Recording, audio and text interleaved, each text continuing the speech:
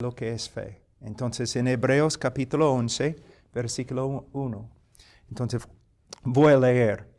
Ahora bien, la fe es la certeza de lo que se espera, la convicción de lo que no se ve.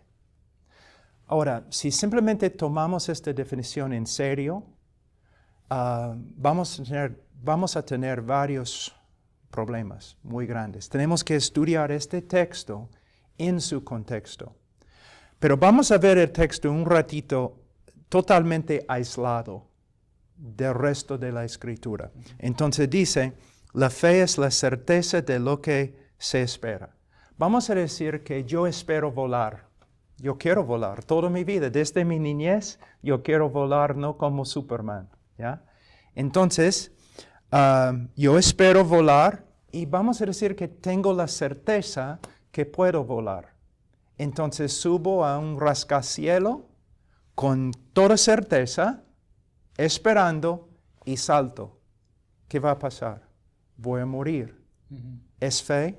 No, no es una fe bíblica. Vamos a ver la segunda frase. La convicción de lo que no se ve. Nunca he visto a una persona volando. Nunca. Pero yo tengo la convicción que yo puedo volar. Entonces de nuevo subo a rascacielos y salto. ¿Qué va a pasar? Voy a morir. ¿Es fe? No. Entonces este texto aislado del resto de la Escritura, ¿no? Podemos sacar algunas conclusiones no muy bíblicas. Lo que tenemos que ver es lo siguiente, el lugar de la palabra de Dios. Y cuando digo la palabra de Dios, estoy hablando de las Escrituras, lo que está escrito en las Escrituras. ¿Cómo puedo tener la certeza de lo que yo espero? Porque Dios lo ha prometido en las Escrituras. ¿Cómo puedo tener la convicción de algo que nunca he visto? Por ejemplo, yo tengo una plena convicción que el cielo existe. Nunca he visto el cielo, pero yo tengo una certeza muy fuerte. ¿Cómo? La palabra de Dios lo dice. Entonces, no es posible tener una fe bíblica a menos que entendamos la palabra de Dios. A menos que estudiemos la palabra de Dios y interpretemos la palabra de Dios correctamente. Es absolutamente esencial. Ahora, voy a darte otro ejemplo.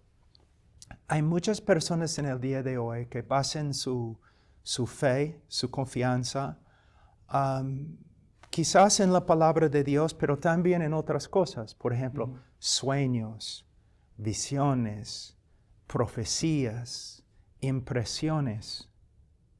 Es muy peligroso, porque hay solamente una palabra inspirada, infalible, y es la palabra de Dios. Y voy a darte un ejemplo muy práctico. Vamos a decir que soy pastor de una iglesia, hay una mujer en la iglesia y su esposo le ha dejado, ¿ya? Meses. Él está quizás con otra mujer. Y ella está muy, muy triste, sufriendo depresión. Pero un día, después de meses, ella entra en la iglesia totalmente feliz, llena de confianza. Y yo le pregunto, hermana, ¿qué pasó? Y ella me dice, el Señor me ha dicho que mi esposo va a volver. ¿Puedes ver el problema? ¿Cómo sabe ella que el Señor le ha dicho? ¿Ves? Es por medio de una impresión, por medio de una visión, por medio de la profecía de una persona. Ella ha puesto su confianza en algo que no es la Escritura infalible.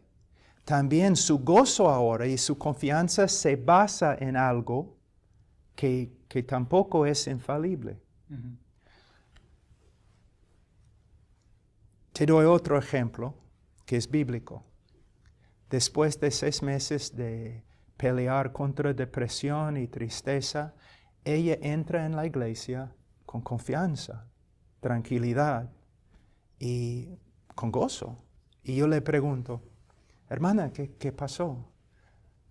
Pastor, yo estaba estudiando las Escrituras y ahora yo he visto la fuerza, el amor, la fidelidad de Dios. Y yo confío en su revelación en las Escrituras. Si mi esposo regresa, si no regresa, Dios es fiel. Yo he puesto mi confianza en lo que Dios ha dicho acerca de sí mismo en la palabra de Dios. El primer ejemplo no es fe bíblica. El segundo ejemplo, sí, ¿no? En esta vida, por ejemplo, muchas personas me preguntan, no, ¿por qué esto ha sucedido? ¿Por qué esto me ha pasado? Y siempre están buscando respuestas. Y muchas veces ni la Biblia nos da la respuesta. Pero la Biblia nos enseña quién es Dios. Quizás no sabemos por qué Dios ha hecho tal cosa, pero nosotros sabemos quién es. Es un Dios fiel y bueno. Y lo que Él ha hecho es lo mejor para nosotros. Ahora podemos ver un ejemplo. Hemos visto una definición de fe. Ahora podemos ver un ejemplo de la fe bíblica. Se encuentra en Romanos, capítulo 4. Es un texto increíble acerca de la vida de Abraham. Sabemos que Dios prometió a Abraham, aunque no tenía hijos, ¿no? Dios prometió a Abraham que él iba a ser padre de muchas naciones, de muchos pueblos, ¿no? Dice en Romanos 4, versículo 18 acerca de Abraham, él creyó en esperanza contra esperanza, a fin de llegar a ser padre de muchas naciones, conforme a lo que se le había dicho, así será tu descendencia. Y sin debilitarse en la fe, contempló su propio cuerpo, que ya estaba como muerto, puesto que tenía como 100 años, y la esterilidad de la matriz de Sara. Sin embargo, respecto a la promesa de Dios, Abraham no titubeó con incredulidad, sino que se fortaleció en fe, dando gloria a Dios.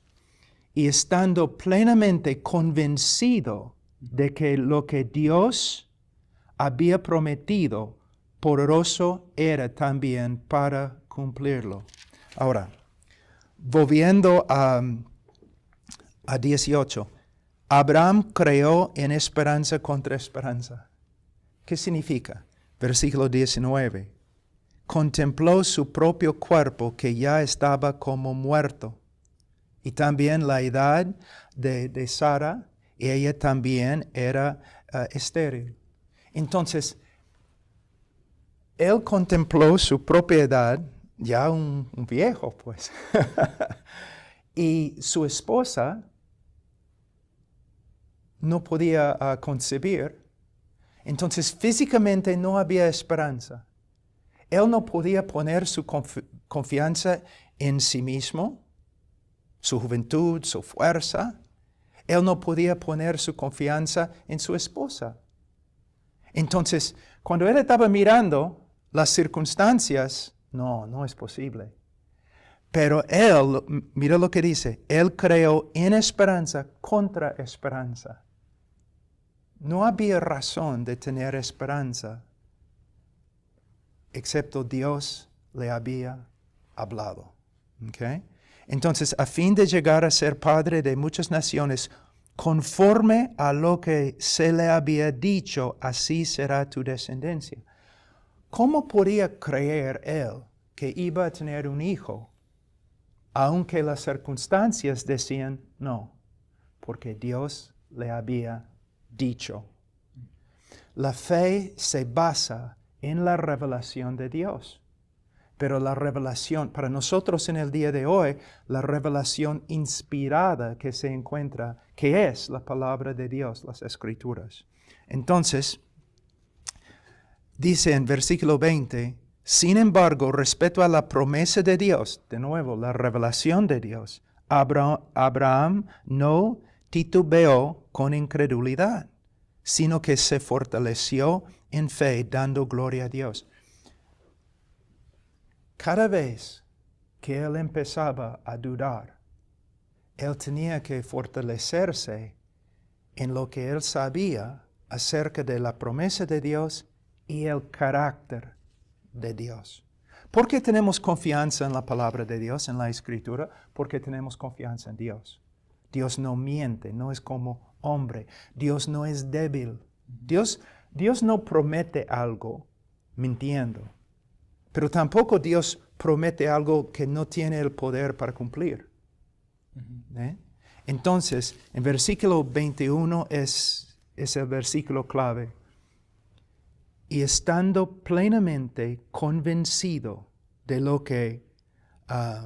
que lo que Dios había prometido, poderoso era también para cumplirlo. Es un ejemplo perfecto de fe. Mira, ¿qué dice Juan 3:16? Porque de tal manera amó Dios al mundo, que ha dado a su Hijo unigénito para que todo aquel que en Él cree no se pierda, mas tenga vida eterna. Yo tengo la plena confianza que tengo vida eterna, porque Dios ha prometido vida eterna a los que creen en su Hijo. Entonces, mi fe se basa en una revelación infalible de Dios. Y esta revelación infalible no viene a nosotros por medio de visiones en el día de hoy, o una supuesta voz, o una profecía de un hombre en la iglesia. Nuestra confianza tiene que basarse en la palabra de Dios. Es lo que es la fe bíblica. Amén, hermano. Esto me hace pensar en el hecho de que todo está centrado en la Biblia.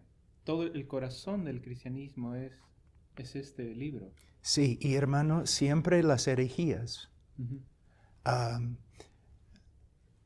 El propósito de una herejía es mover nuestra confianza de la Escritura a otra cosa. Con respecto al catolicismo, es poner la confianza en las tradiciones de los hombres. En la iglesia también. Y en la iglesia, ¿no? O en cuanto a varios, no todos, pero varios carismáticos. Es poner la confianza en una impresión, una visión, una profecía, ¿no? Y yo estaba escuchando un líder entre ellos hace algunas semanas, y él dijo, por supuesto, muchas veces las profecías no se cumplen, quizás 85% de ellos. ¿Voy a poner mi confianza en tal cosa? No, pero la palabra de Dios es infalible, es incapaz de tener errores, porque Dios es no solamente su autor, sino el que conserva la palabra, preserva la palabra de Dios. ¿Sí? En mi hablar con algunas personas o católicos, siempre he tocado este tema de las escrituras. Y hasta que me vi casi como atacado, ¿no? Atacado, sí, porque yo creo que solo la escritura y es suficiente. Sí. Realmente es como si toda nuestra fe no puede irse más allá de este libro, ¿no? Entonces, tú claramente lo explicas. Para mí fue, como decía al principio, este versículo de Hebreos 11 sí, como que no tiene mucho sentido para mí. Sí. Exactamente, porque tenemos esta tendencia a sacar un verso del contexto, ¿no? De su contexto. Y su contexto, este es un claro ejemplo, sí, de que el contexto de un verso no es solamente el capítulo anterior, sí, el capítulo siguiente, sino todo, sí, la Biblia, ¿verdad? Sí, y muchas veces, Cristian, muchas veces yo he escuchado personas, quizás me puedes ayudar acá, citando al filósofo Kant, ¿no? Que la fe es un salto a la oscuridad, ¿no? Sí. Así. Simplemente tienes salto que... ciego. Sí, simplemente tienes que creer. No, no es una fe bíblica. Nosotros saltamos porque Dios ha dicho, salta. Saltamos porque podemos encontrarlo en la palabra de Dios. Yo creo en Cristo. No es una fe ciega. Es una fe que se basa en la revelación de Dios en las Escrituras. Pero vamos un ratito a segundo Timoteo,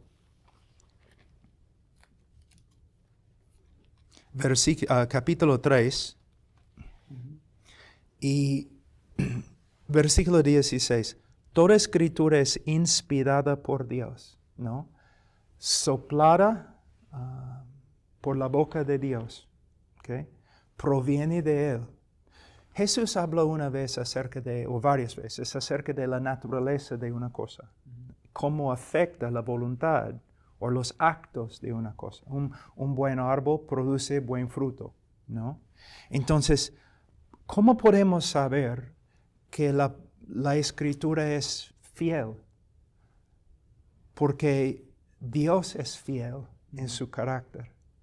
Es inspirada por Dios. Y Dios es perfecto, Dios es fiel, Dios es todo sabio.